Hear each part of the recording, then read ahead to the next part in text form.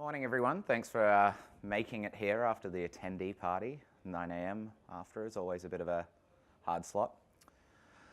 What I wanted to talk today about is just what makes React different in my mind. It's really interesting. JavaScript has changed so much over the past even year. It's completely unlike we've seen before. You go into sort of Angular 1 projects and they're using Gulp or Grunt as a build system, probably not transpiling. Angular has its own module system. We now have one that's standard compliant in the browser, some browsers. But yeah, React is kind of one of these libraries which I just find it really differentiates itself in the way it makes you think. And today is going to be going through sort of the basics of React and sort of some of the shifts in mindset that it'll change the way you think about building these larger JavaScript applications. So there seems to be this trend of we want to reinvent everything as a single page application. The problem with that is most of the time we end up something like this, where you don't understand what's actually going on in your app anymore. You don't understand where data lives, how it flows through the system. If you have performance problems, it's hard to trace where they come in, that sort of stuff. And this is pretty typical. So what I'm not talking about today is why you should build single page applications and comparing React to like MVC or server-side technologies. That's another major discussion. But I just want to cover sort of what React is and how it can, if you are going down this single page application road or building desktop apps using Electron or something like that, and using new web technologies, how it can actually help you build an app and understand data flows through your application. Bit about me. My name's Ginnivan. I work for Redify in Perth. I moved back about a year ago from London, and that's actually where I got introduced to React. Day to day, I do a lot of .NET, and depending on the client, JavaScript or MVC or anything. Redify is a consulting company, so get thrown into all sorts of situations. Best way to contact me after the talk, if you want to get in touch, is either Twitter or I've got a lot of sample code and examples and things up on my GitHub. But where I actually found out about React and I started getting into it was a very cool conference called Code on the Sea. This is the best idea anyone's had for a conference. So the idea is you fly to Florida, you jump on a cruise ship in Jacksonville, and then the first day of the conference is while you're cruising down to the Bahamas. And then you've got 3 days in the Bahamas, and then the second day of the conference is when you're cruising back. Why are there not more conferences like that? So that was us on the little dinghy going to one of the islands. It was a really great conference, but one of the presenters there, Rob Ashton, was talking about the way he builds JavaScript applications. He was the same guy that introduced me to Browserify, and at the time, it didn't have, like, Webpack wasn't out, and it wasn't sort of this, the ES6 module system wasn't out, and he'd been building apps like this for sort of a couple of years now, using Browserify, which uses the sort of Node module system, but it brings it to the browser. We'll talk a bit about that later. But this was the first time I'd sort of really got excited about web development. It just made sense to me. I often find that I go into a project that I haven't been touching for 3-6 months, and I just start struggling with where the data's going, how it actually works. And with React and sort of using Browserify and these newer sort of techniques, it just made sense to me. And one of the things that I think helps is with React, it's sort of, it's modeled after, well, actually, I think this quote describes the tenets in React very well. So this is a quote by Dijkstra. The interesting part here is our powers to visualize processes evolving in time are relatively poorly developed. So when thinking about like async code or a single page application that has distributed state changing over time, we have a really hard time tracking that in our mind.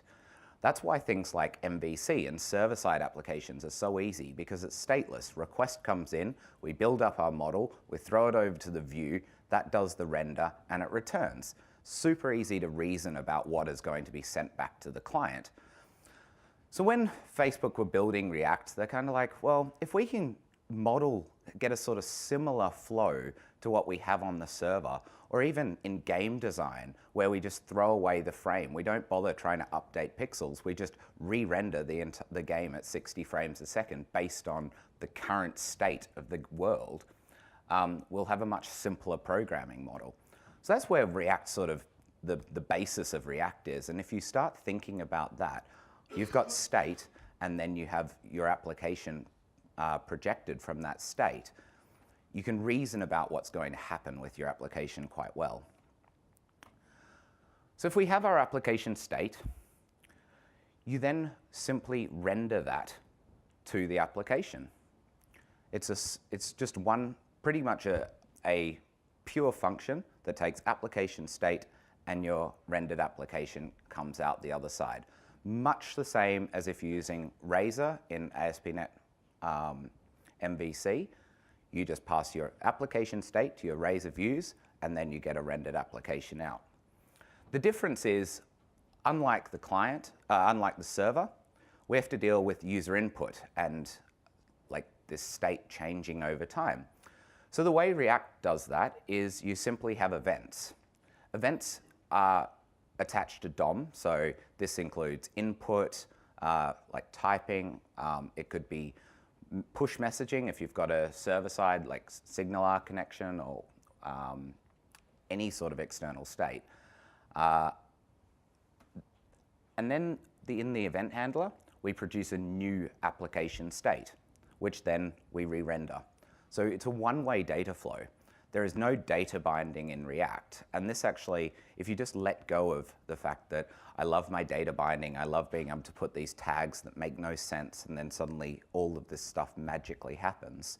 If you let all that go and just embrace the fact that I can just not worry about syncing up my application state to the DOM, I'll just throw away the entire DOM every time my application state changes.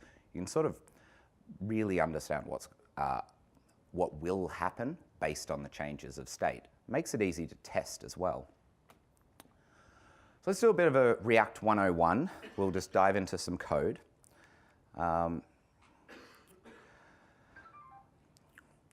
So one of the biggest problems with React is that you have this huge ecosystem. It really embraces modern JavaScript tooling. So to start today, we're just going to write ES5 in the browser, not using any fancy extensions or anything. So the initial, let me just bump that up. Can everyone at the back see the code? We're good? No? I saw a no. Okay, bump it up one more. That better? Cool. So in React, you've got an entry point to your system. You've got React DOM.render. You need something to render it into. So here we're just going document.getElementById, grabbing a container element, which is this div. And then we want to render this hello something into that. That's the starting point of our application. We need a point that React is going to render itself into. This is one of the interesting things. We don't own the DOM. So things like jQuery don't work with React, because if you mutate the DOM and React doesn't know about it, things start getting weird, because React is expecting for it to control the DOM. So we'll start off, and the first concept we need to understand is an element. So because we actually are not React, we just stay in JavaScript the whole time. We don't worry about templates. We don't worry about having these HTML strings. We need some way to create DOM elements. And the way we do this is with a create element call. So I'm just going to create an H1 element. We're going to ignore the second parameter for now, and then I'm just going to go hello NDC. Cool, I'll save that. Oops. So if I refresh, now I've got hello NDC. If I open up the browser, DevTools, you can see that I've got my container and then hello NDC has been rendered out. So that's pretty cool. We're now actually putting something in the DOM. But that's not very useful. What we can do is also, we can start creating an HTML hierarchy. So if I want to wrap that H1 in a, if I want to wrap it in a div,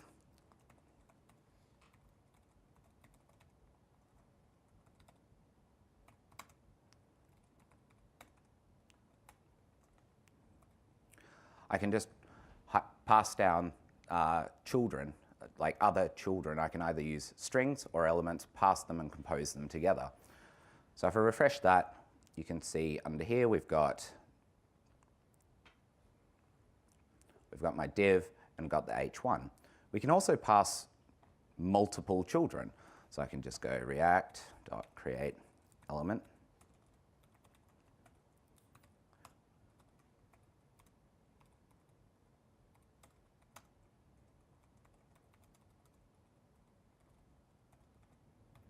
And refresh, now we've got hello NDC, React is awesome. So this is how we build up the DOM. We just have this JavaScript representation of elements. We tell React to render them, and then it goes and renders them. That's pretty cool, but not particularly useful yet. So we'll have a look at this second argument here. And we need to be able to put attributes on our elements. So if I want to give this div an ID so I can style it, I can just go ID equals hello React. If I save that and have a look at the element again, you can see I've actually got ID hello React. So once again, we've got a JavaScript object representation of how to create these elements, attributes. So we're just here creating JavaScript object. The key ends up being the attribute name. The value is the value of the attribute. This is kind of not very useful. We've just reinvented HTML. So what we want to do is create something that's reusable. And this is where React's power starts coming in. We've got, it's a very component-driven system. So the next concept we need to understand is we want to create a reusable class. So if I go react.create class, I then pass it what's called a class specification. So this tells React what my component does. It has one function on it, which is render. Well, one required function. The result of the render function needs to return a collection of elements, or actually a single element. So we'll just move all of our rendering code into this component. Naming conventions, we'll now change that to hello because it's a constructor or like a representation. Similar in C#, you have classes and then you have instances of classes. React.create class allows us to create a class definition, which then we need to turn into an element so we can render it. So we'll wrap that with react.create element.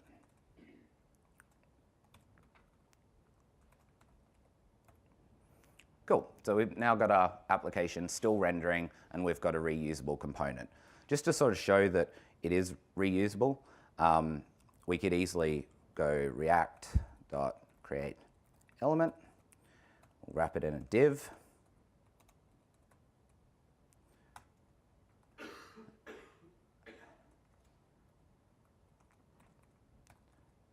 and then we get two of them. So we can see that we've actually got reusable components.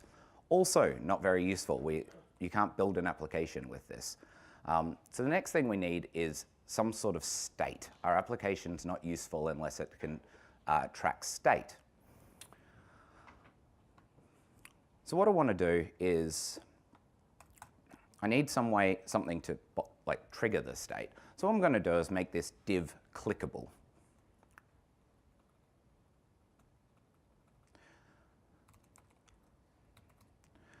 So the way we actually do events in React is just passing attributes.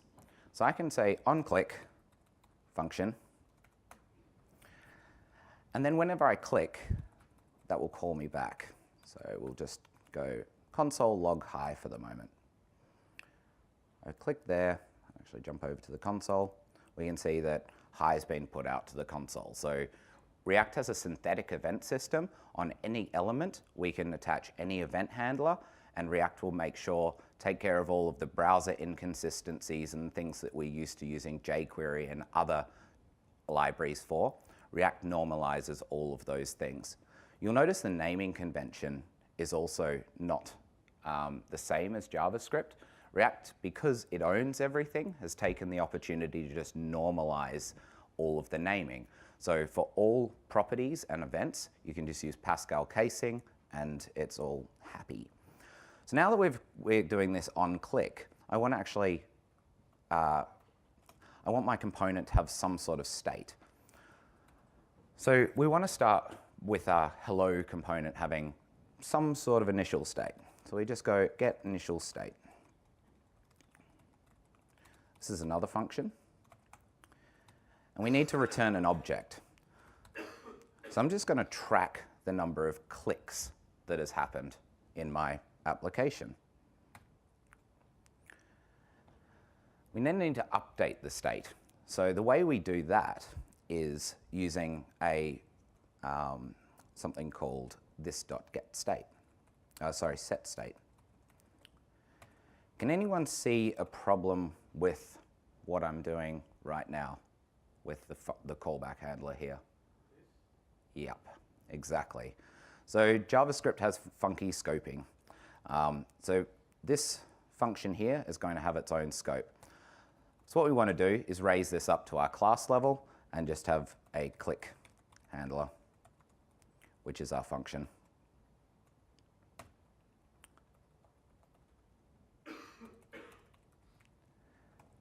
And on click just calls back click handler. So in our click handler, we want to update our state. Now, we could do this state.clicks ++. But this is going to cause us no end of problems because React wants to own the state. It wants to understand the state. And as I was saying before, we want to create a new application state, not modify the old application state.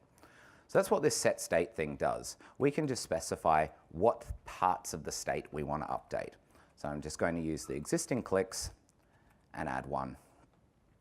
I then want to render something, so I'm just going to go plus, put a space after there, and go this.states, state.clicks.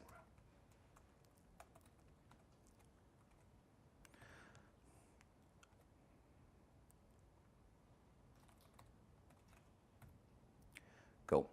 So I'm now rendering. I'm using the state in my render. And then when I click, I call set state, which then re-renders the entire application, essentially. So that's Hello React. That's most of the components you need to understand. There's a couple of things we haven't covered, like props, which we'll cover right now. So with this create element hello, if I want to say, okay, I want to say who I'm saying hello to. So I want to replace this NDC with, like, pass that in as a parameter. So I'm going to go hello name. Actually, I'll change that to this.props.name. Sorry, what causes it to re-render? Calling set state. So the question was, what causes it to re-render? When you call set state, React will basically queue up the fact that some application state has changed, and then it will re-render it. You're not in control of when it re-renders, so React does some nice things with batching changes to make sure it only does one re-render pass. Question up the back? Who calls the initialized state, the first method that you created? Cool. The question was, who calls the initialized state? React does. So we have this class definition, and there's particular lifecycle methods in there.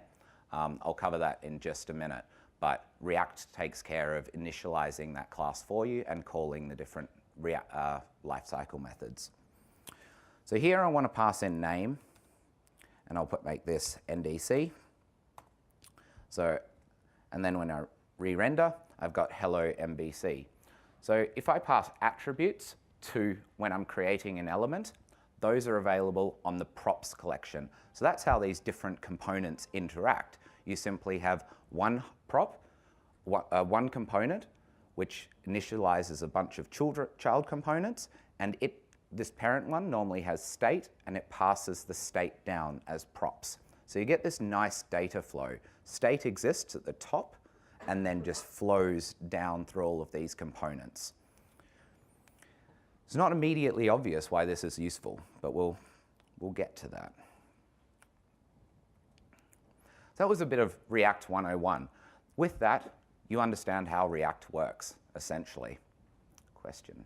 If I have 100 components in my app, and then I have like a couple of hundreds properties, so all will be in a single point of props variable. So the question was, if I have hundreds of components and I need to pass down hundreds of props, it's obviously going to be quite large. There's some patterns that we will see towards the end, which will cover that.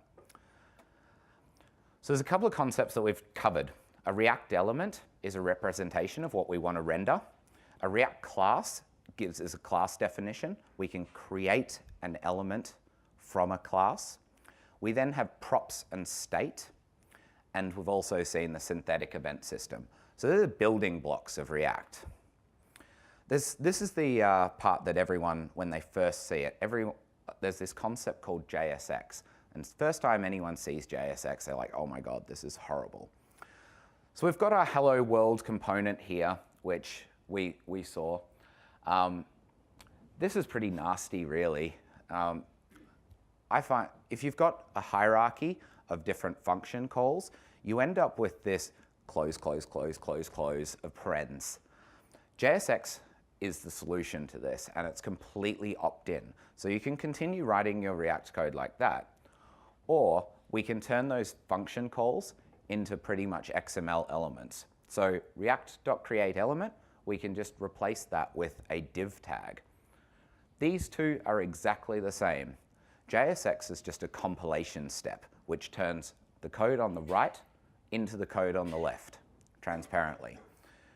XML's really good for hierarchical data because it's balanced. It works well, it's easy to scan. You can see the different levels of sort of how deep your nesting is going and that sort of thing. So JSX simply allows you to work in a familiar way, but still be writing essentially JavaScript. It's just a compilation time helper, and it's really makes your code easier to understand. Yes? JSX React specific, is that React? I will get to that in just a minute. So one of the things I like to think about is when you get to JSX, it's kind of the Weird Al kind of weird, not the Jar Jar Binks everyone hates kind of weird. I thought this was a good analogy because when you first start, you're like, not so sure I like this, but it really does grow on you. The next thing is sort of that comes up is, that's really ruining my separation of concerns. I kind of like my MVVM style architecture where I've got my view model and I've got my view and it makes it easy to test. Well, the thing is that those two things are always really tightly coupled. Majority of the time, you're making changes to your view model because you want to display some more stuff in your view. And you're nearly always making those changes at the same time. Also, with web, we've been forced to keep these things separate because we have different technologies. We have HTML for markup, we've got CSS for styles, we have JavaScript for our application behavior. So we've been forced to keep them separate.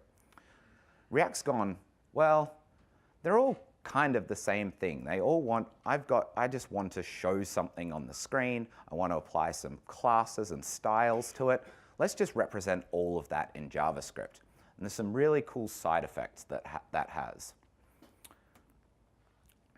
So when everything is JavaScript, you can just sort of go, we don't need a templating language. Like, you don't need to go learn what like round brackets versus square brackets are in your templates. You don't need a sort of have to translate between sort of the naming of directives and when you declare them versus attributes. And then you don't need to sort of go, okay, well, in Angular 2, we're using sort of or Aurelia, we're using the ES6 string interpolation style, but in Angular 2, it's like the double squigglies. So all of these different templating languages, we're just inventing a new way of a solved problem. So we're creating these DSLs to specify bindings, and when they don't have enough power, we add more features and that sort of stuff. We can just, with React, everything is JavaScript. We don't have to worry about learning a new templating language. And because it's a programming language, if we want to refactor our render method, because it's all just JavaScript, if I've got a bunch of JSX, I can just pull that out and assign that to a variable. Just use normal refactoring techniques, pull it out to a method. However you normally clean up your code, you can do exactly the same thing to your rendering code now.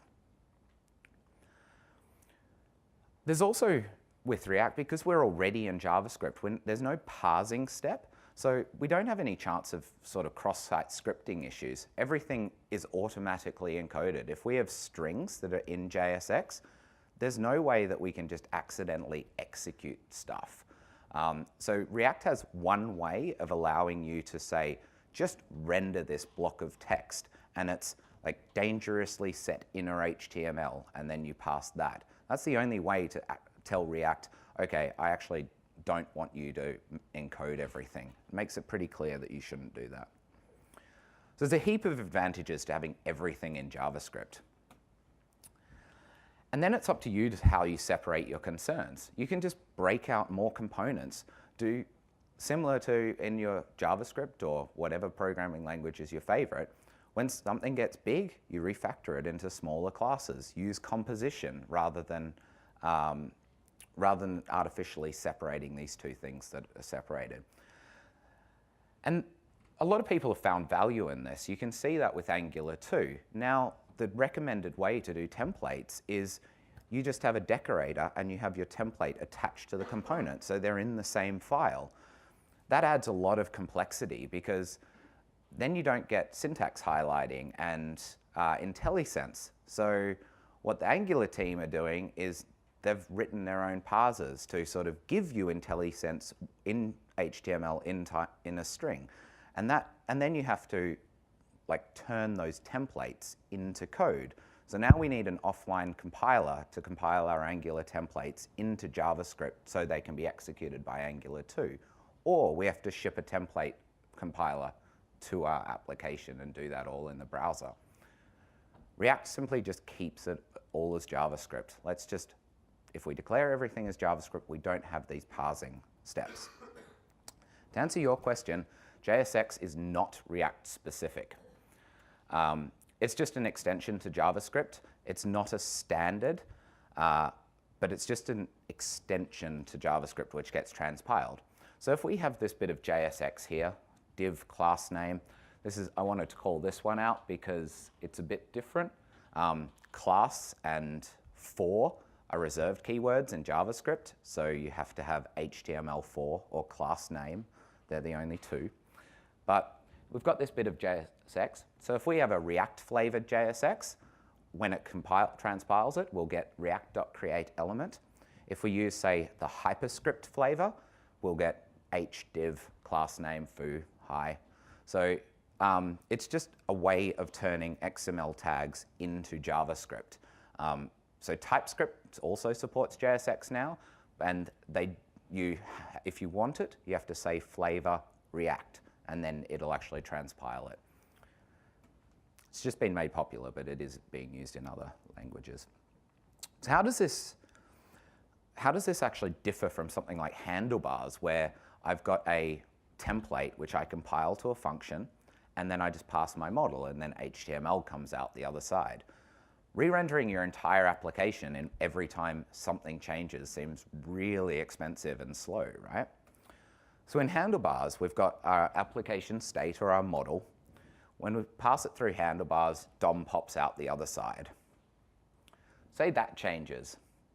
The entire DOM gets re-rendered. This has a number of problems. One, say you've got a scroll position or you're focused on an input, the browser trashes the entire DOM and then re-renders it. So any sort of transient state that is in the DOM, like key presses, like focus and types, like data that's in inputs, if we're not careful, we lose all of that. React has something called the virtual DOM. So instead of rendering directly from our model into the DOM, React has an intermediate state called the virtual DOM. The virtual DOM, React takes care of turning that, which is a JavaScript object representation of the DOM, all of those elements. It takes care of rendering that into the real DOM. So what happens if our model changes? Same scenario, bit of state changes. What React will do is just render a new virtual DOM. Because this is all in JavaScript, really fast. It's just building an object hierarchy. That's super, super fast in React. That virtual DOM has one node, which is different. So what React will do is then it will diff the old virtual DOM with the new virtual DOM and create a patch. That patch is then applied to the real DOM. And this is the magic that makes React fast. The diffing algorithm to just diff two object hierarchies is a well-solved problem. And now there's a number of libraries that do this super, super efficiently. The DOM manipulation is quite expensive. So this part here, where we're figuring out how to apply the patch, smarts can be applied. Like, okay, if we use this like append element, or if we've got to remove and then add another one, well, we can actually reuse that same HTML element and just modify it. So the patcher can actually do some really, really cool stuff, and we don't have to worry about it.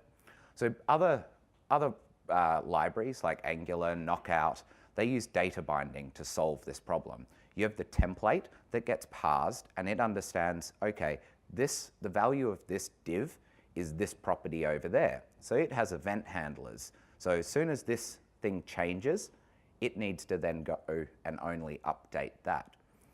It's a different way of looking at it like this, but the performance benefits and the simplicity is, I think, really, really compelling. So then the new virtual DOM becomes the old virtual DOM. That becomes the new status quo, and then the cycle just goes round and round and round again. One thing to note is that the virtual DOM is not the same as the shadow DOM. Shadow DOM is, say you've got a input type of range. In different browsers, you get a nice slider or little plus and minus arrows. That's a complex input. There's actually a bunch of HTML that comprises that and makes up that range. But we don't see it. If we try and go to the child element of the input range, we see nothing, even though there is a bunch of HTML under that. That's the shadow DOM. It's been in browsers forever. We just have access to it now. So if we want, our component cannot show the HTML inside it. And also you can scope CSS to a shadow DOM. So this is kind of the shadow DOM's the technology that underpins web components. And that's very different to the virtual DOM technology that React uses to be very, very fast. So the next sort of part of React that I think is just awesome is how explicit the lifecycle is. So when you initially render your application, you get a bunch of initial state from creating this hierarchy and props that are all flowed down. So you build this hierarchy of those classes. Then React will tell all of your classes, if you define component will mount, hey, you're about to be mounted into the DOM. You are becoming a thing. After React has actually created that element in the DOM, it will call component did mount. So this is useful to create like auto-focusing text boxes. You hook into this, and then you can get the real HTML element and call focus imperatively. And then finally, when your component is going to be removed because the new render has removed your component, React will actually tell you, hey, you're about to be removed from the DOM. So it gives you a chance to hook into that. This makes lifecycle really explicit. You can on-mount, you can create like WebSocket connections or hook into event handlers. When you unmount, you can clean all of that stuff up. Makes it really easy to understand what's happening. Then we see state changes, which then causes props to flow down. When that happens, if any of those attributes change values, React will call component will receive props. So when you make that class definition, React uses that to build an instance of your component when it's going to be rendered into the DOM. Now this is, when you do a complete re-render, what you're saying to React and what you're returning is a bunch of elements. They aren't instances. So if I have that hello world component, when I say create element hello world, that doesn't create an instance of my hello world. It's only at the point that React is turning that virtual DOM into real DOM that will realize that element into a real instance. So that means as we do multiple virtual DOM re-renders, it can keep that same instance alive over multiple re-renders of our application and then simply say you're going to be removed when it gets removed from the virtual DOM. Make sense to everyone? Cool, getting some nods. So because we've got one instance that lives over multiple render passes, props can change over time, those attributes. So that says component will receive props. We then have this should component update. This is one of the amazing performance tweaks you can sort of get into. When you have performance rendering issues, which while I was working in London, we were working for a finance institution, and we built a proof of concept which had a large grid of ticking prices. And the institution's like, well, we sometimes have a burst of prices. We want to make sure that your UI handles it. So they wanted us to handle about 300 prices a second. When we first built this grid, there was about a 4-second lag between when you clicked on something and you'd actually get that event handled. That was how far we were behind rendering. So all we did is the data, we versioned at rows and at cells. We used the should component update for our row component. And we simply saw that when we got the new data, we just checked the version property on that data. If it was the same, we return false. Then React just stops re-rendering that entire subtree and just says, nope, the result of a re-render will be the same as if I re-rendered. So this is a massive performance optimization because we could just, every row that didn't have a price update would just go nope, nope, nope, nope, nope, and then we would have a really, really fast re-render. And we went from having a 4-second delay on clicking to rendering at 60 FPS in about an hour. I've had similar performance problems in other applications, and it certainly takes a lot longer to sort of get through. After you've said yes to that, or if you haven't implemented it, React will say your component is going to update, and then it will call render. After it's finished render, it said component did update. So this sort of, if you do need to do stuff to the DOM, like you want to control your component, say you have a jQuery control, you can actually use this lifecycle to go and basically tell React, I want to own the DOM under this, and then you can use jQuery to update bits and pieces. So you can use these lifecycles to sort of interop with the old way of doing things if you really, really want to. State change does pretty much the same thing. When we call set state, it will call should component update, component will update, render, and then component did update. So this is what causes the re-render cycle, either props changing or state changing. React version 14 or 15, I forget what it was, introduced something called stateless components. So we saw that when we created that React create class, we had to create a class definition. This is kind of heavy because React has to track that life cycle for that component. When is it going to be created? When it's going to be destroyed? Takes care of letting you know when stuff's going to change. They introduced these stateless components, which is simply a function that takes a bunch of props and then it returns a virtual DOM. This makes it really easy to refactor your application. If I want to create a new reusable component, pull it out to a function, give it a name, and now I can just use that. I can compose that in other parts of my application. I'll show you a more complex example of that pretty soon. React also has something called prop types. React's debugging ability and sort of dev helpers are just amazing.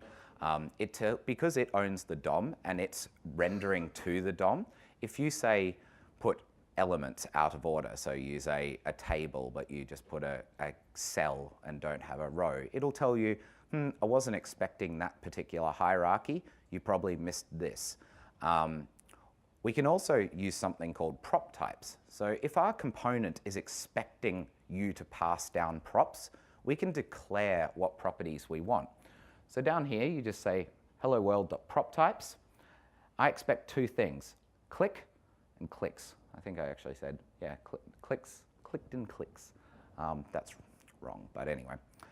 Clicked should be a function, and clicks is a number. If I get that wrong, React will actually throw out a warning into the console that says, failed prop type, required prop click was not specified in hello world. It then gives you the hierarchy of who created that.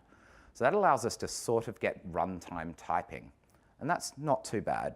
We'll see how TypeScript can actually make that better a bit later. But that's essentially React. You've learnt pretty much the entire library. I think it's the fact that you can learn it in that amount of time just shows how simple it is. The problem is the rest of the ecosystem. So in terms of the pluses, I find React super fast. It's really flexible, it's simple. There's a heap of reusable UI components now because everything is componentized. There's heaps of components on NPM. Just go searching. There's like grids and all sorts of stuff if you love your data grids. It makes it really easy to understand data flow because we're flowing props down, we're then raising events back up. Everything is quite explicit. It's just a library, and I find there's less framework learning. Everything is JavaScript. It's pretty cool. The downsides are it's not a framework. React is just a library. It doesn't take care of the entire application that you need to build. So you have to make more decisions yourself. It's also less opinionated. They really wanted to keep the opinions out. You can find plenty of those. There's lots and lots of blog posts. But Facebook themselves wanted to kind of stay less opinionated. But the biggest downside is it embraces new tooling, and this raises the barrier to entry massively. The Angular 2 talk yesterday talked about this, because Angular 2 has exactly the same problem. One last thing I wanted to cover in terms of React itself, before I go into the touch on the greater ecosystem, is data flow. So one of the patterns you tend to find in React applications is something called container or smart components. And you want to have one of those quite close to the top of your application. That contains all of your state and business logic, but it contains no JSX that actually is HTML elements. It's all about your logical, the way your app works. It then shells out to stateless or dumb components and passes props. So those dumb components are basically responsible for rendering. So you have two sides. You have these components which are all at your application level. They're smart, they understand your business logic. You then have a bunch of these small reusable components everywhere that don't know anything about your application, but are responsible for rendering. So you've got a massive tree of those. Props are flowing down, so you can see exactly how data is flowing down through your system.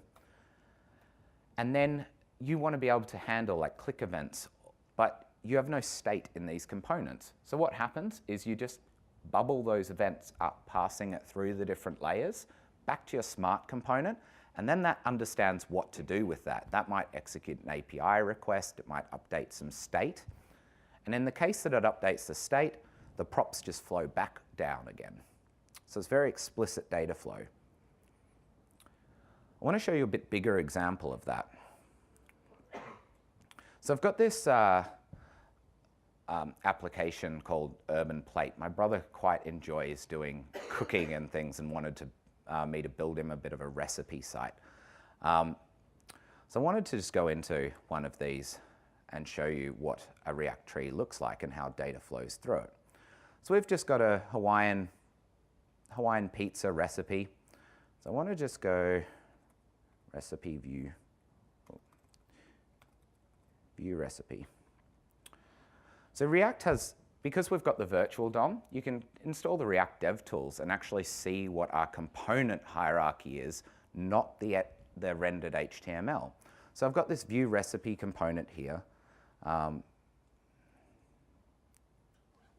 and bump that up for everyone. And you can see that it's got all of these props that are passed to it. It also has some state because I can click here and modify the number of serves. And then that all flows back down. So under here, I've got recipe headlines, which are all the things at the top, and I have the recipe. If I go into the headlines, I've got these components, which represent each of these things. And you can see on the right, the props are just flowing down. So all of these are all DOM components. I just have this view recipe up the top. It understands what a recipe is, and then it just passes props down to everything. So it gives you a massive level of composition. The code for that is really simple. Oops.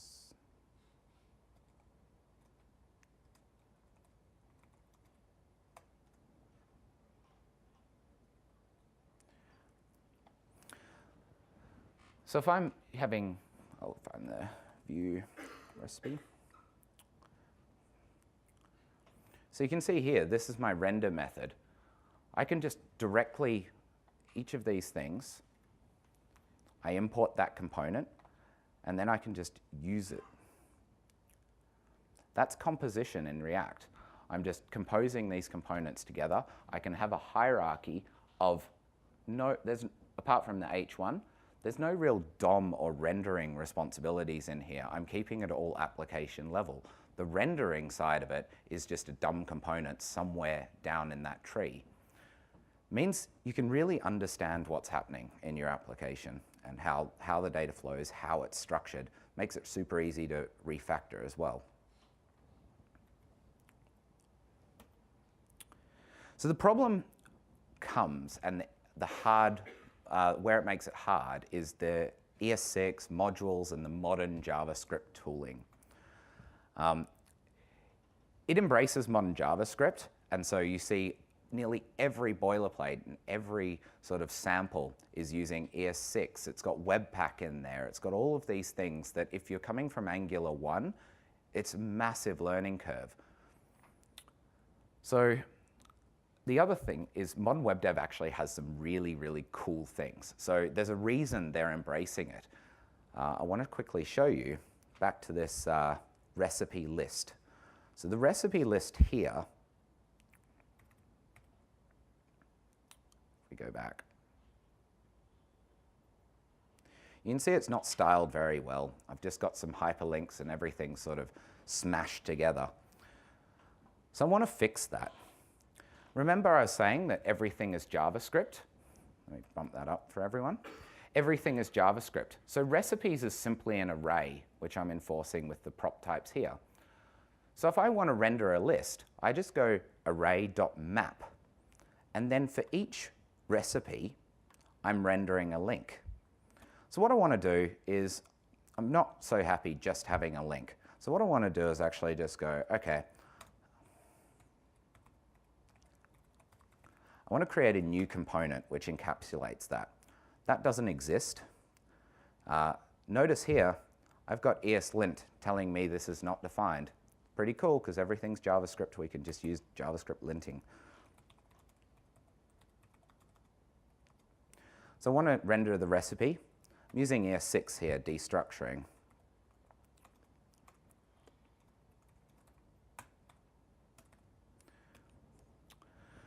So I've created a new stateless component that has one prop, which is recipe, which is then being used to render that. If I save that, jump back, nothing really happens because that's not very interesting. But I want to wrap it in a div, just so at least they're on different lines. I'll tab back, and then you'll notice, hopefully, helps if I start things.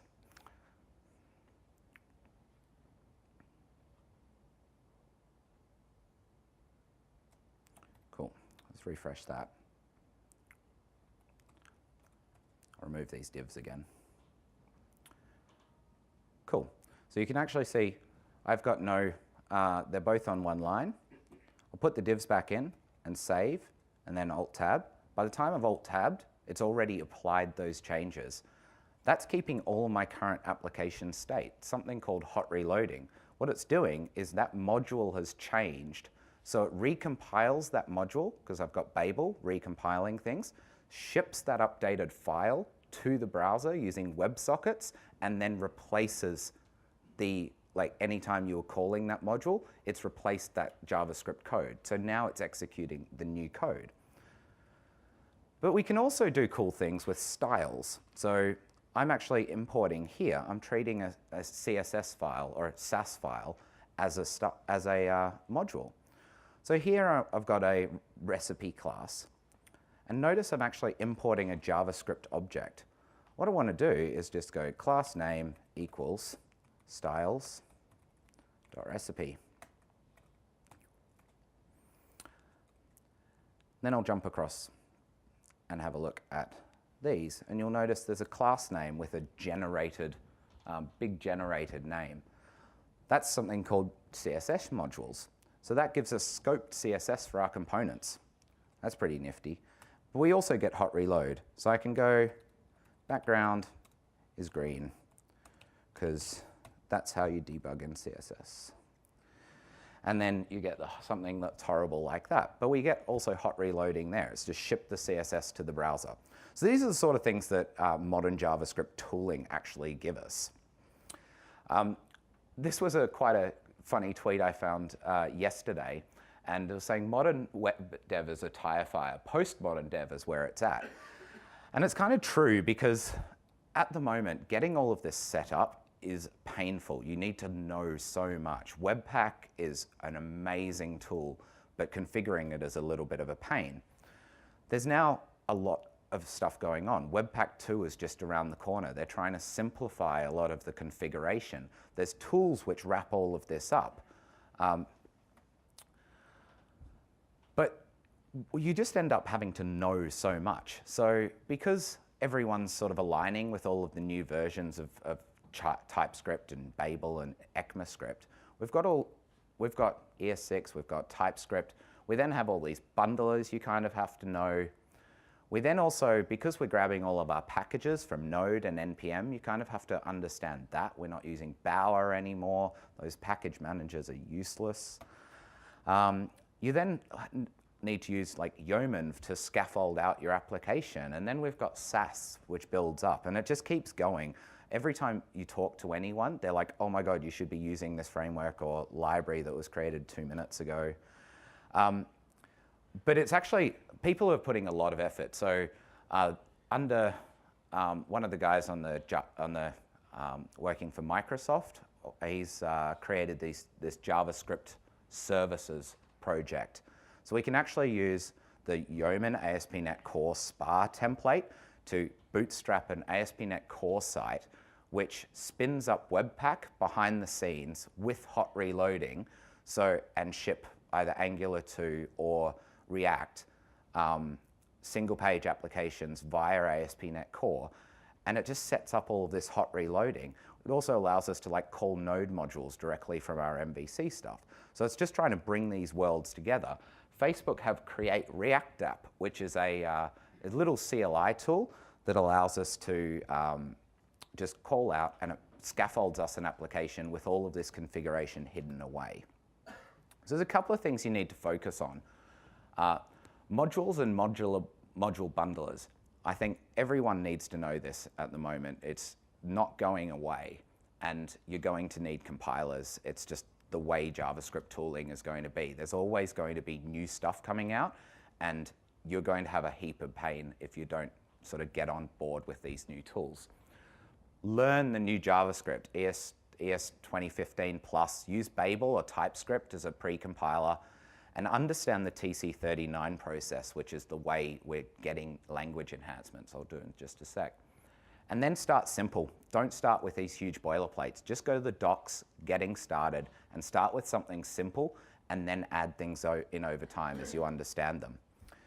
Thought I'd quickly talk about the TC39 process, because this is the way we actually get new features in JavaScript now. Essentially, we've got 5 stages. When something hits stage 4, the TC39 committee meet once a year, and everything in stage 4 ends up in the new version of JavaScript. That's why they've moved to ES 2015, ES 2016, ES 2017. So like as an example, if you follow, this is all up on GitHub, async and await just hit stage 4 last week in JavaScript. So you can now actually use, if you use async and await in .NET, ES 2017 will actually contain async and await as a standard in JavaScript. So it's cool staying across this stuff and understanding what's coming, because there's huge amounts of cool stuff in the pipeline. Modules. We're getting close to the end, guys. Modules are pretty cool. So that's the new syntax for importing a named module or importing a default module. So with React, we're exporting a default. It's like a namespace. With Lodash, we're exporting a bunch of functions. So defining them all and then exporting each of them as a named function. You can also treat other things as modules, which is kind of cool. Config, templates, styles. React, you can actually use classes, and it's encouraged. We can use things like static properties to just reduce the amount of boilerplate code.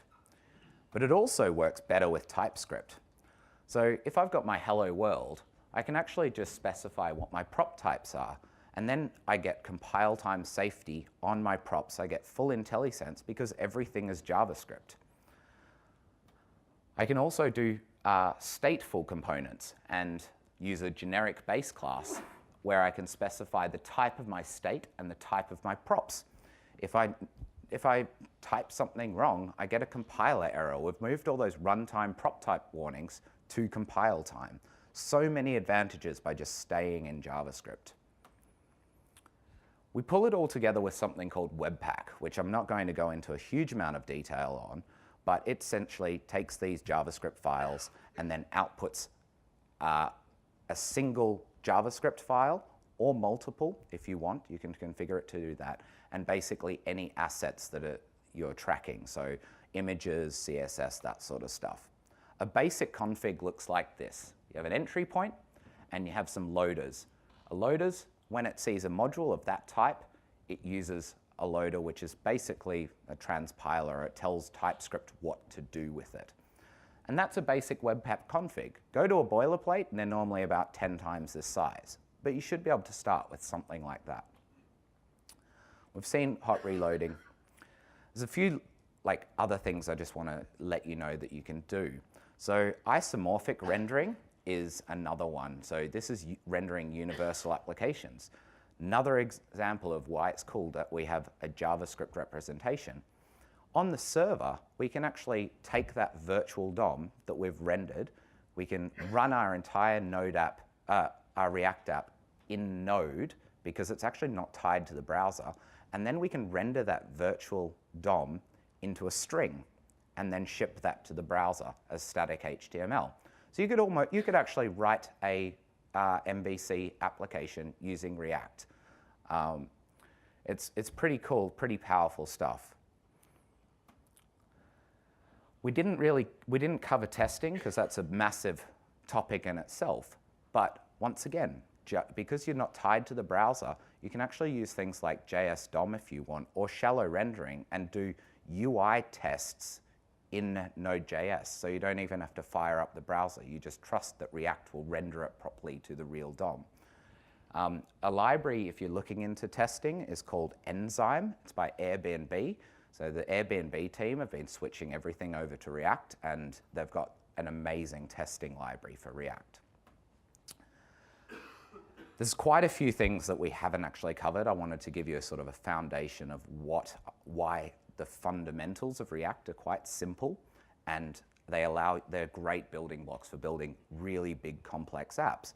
And there's some patterns that really allow us to build large-scale applications. So things like higher-order components, they allow us they're basically a component factory that we can say, okay, say we want to authorize component. We can just say, here are the roles that I require. If you don't meet those, it just won't render its children. Otherwise, it will pass down sort of the credentials to the children. So you can do some really wicked stuff with that to really reduce the amount of boilerplate.